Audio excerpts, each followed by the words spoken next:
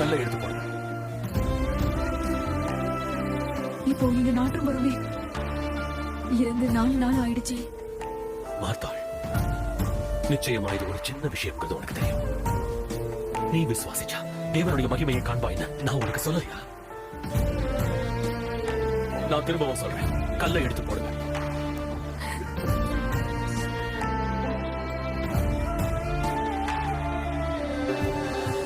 லாசருவே,